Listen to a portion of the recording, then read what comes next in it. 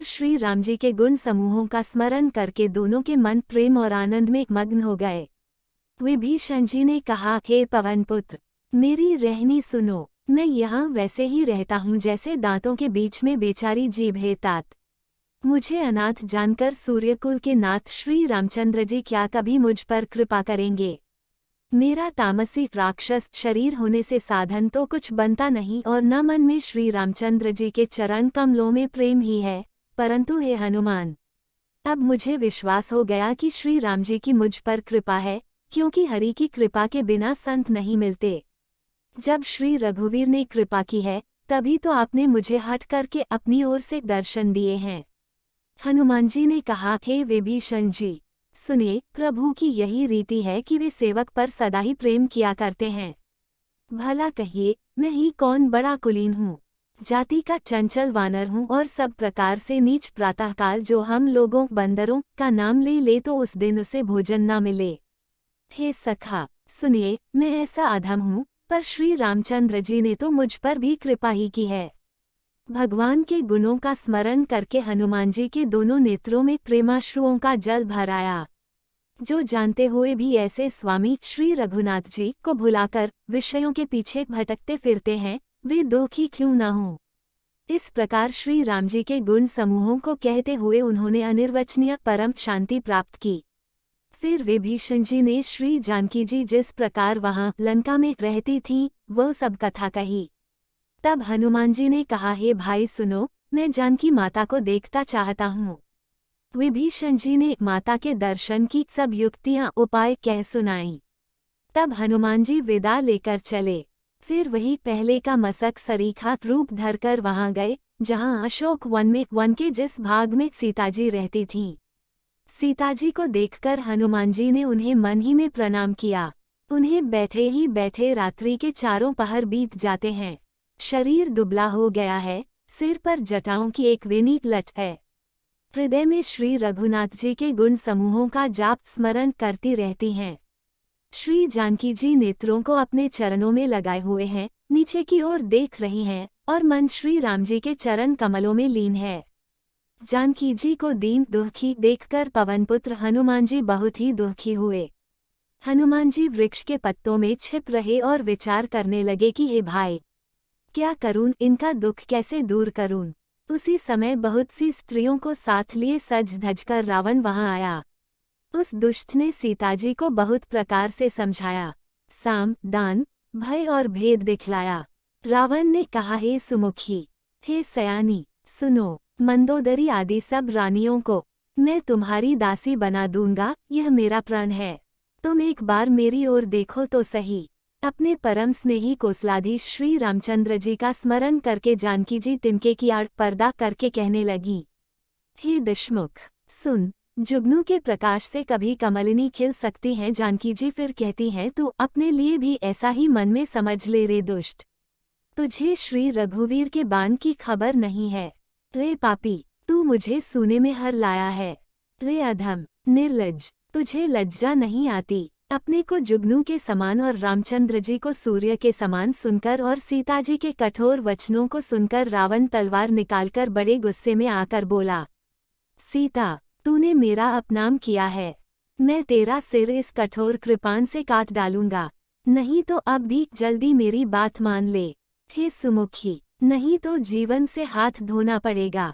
सीताजी ने कहा, हे दशग्रीव, प्रभु की भुजा जो श्याम कमल की माला के समान सुंदर और हाथी की सूंड के समान पुष्ट तथा विशाल है, या तो वह भुजा ही मेरे कंठ में पड़ेगी या तेरी भयानक तलवार ही रे शठ। सुन, यही मेरा सच्चा प्रण है। सीताजी कहती हैं, हे चंद्रहास तलवार, श्री रघुनाथ जी के विरह की अग्नि से उत्पन्न मेरी बड़ी भारी जलन को तू हर ले। हे तलवार, तू शीतल तीव्र और श्रेष्ठ धारा बहाती है, अर्थात तेरी धारा ठंडी और तेज है, तू मेरे दुख के बोझ को हर ले। सीताजी के ये वचन सुनते ही वह मारने दौड़ा। तब मय दानव की पुत्री मंदोदरी ने नीति कहकर उसे समझाया।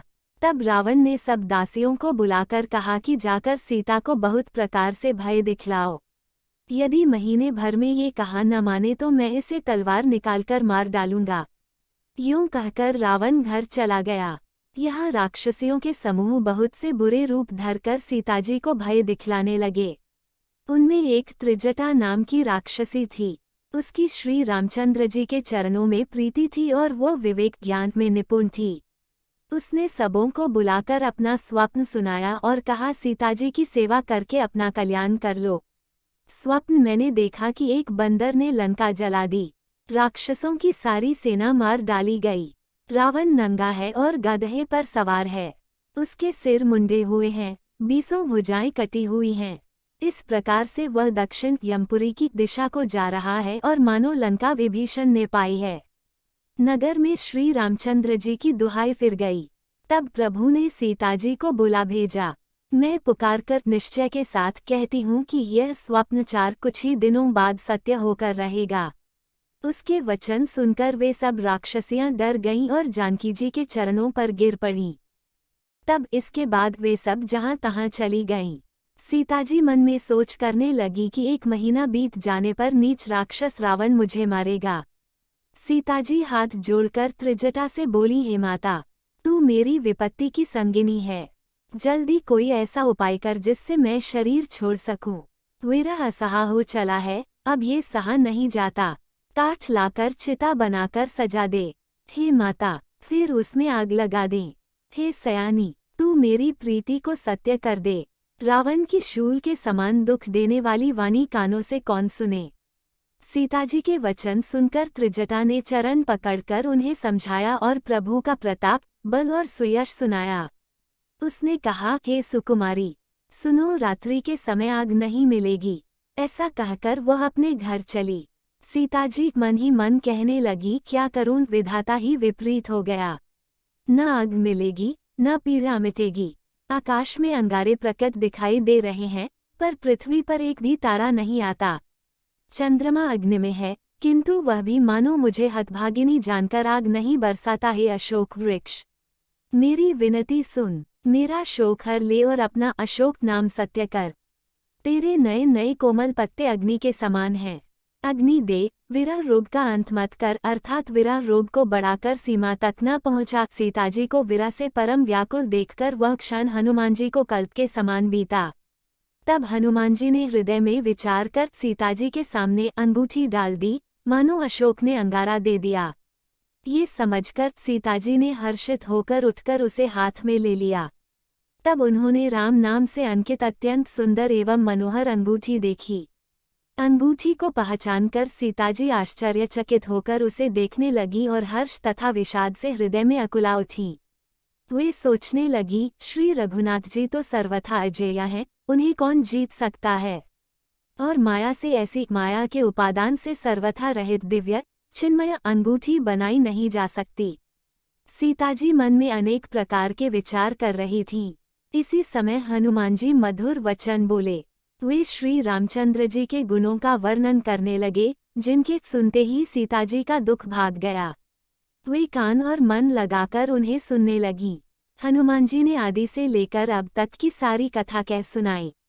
सीताजी बोली, जिसने कानों के लिए अमृत रूप ये सुंदर कथा कही, वह है भाई, प्रकट क्यों नहीं होता। तब हनुमान जी पास चले गए।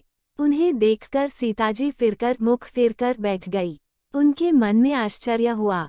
हनुमान जी ने कहा, हे माता जानकी, मैं श्री राम जी का दूत हूँ।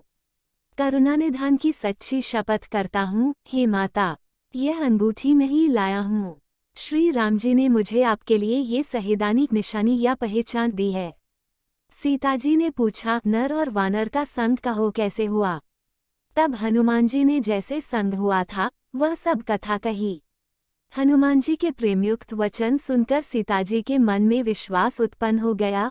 उन्होंने जान लिया कि यह मन, वचन और कर्म से कृपासागर श्री रघुनाथ जी का दास है। भगवान का जन सेवक जानकर अत्यंत गाढ़ी प्रीति हो गई। नेत्रों में प्रेमाश्रुओं का जल भर आया और शरीर अत्यंत पुलकित हो गया। सीताजी ने कहा, हे तात हनुमान, विरह सागर में डूबती हुई मुझको तुम जहाज हुए।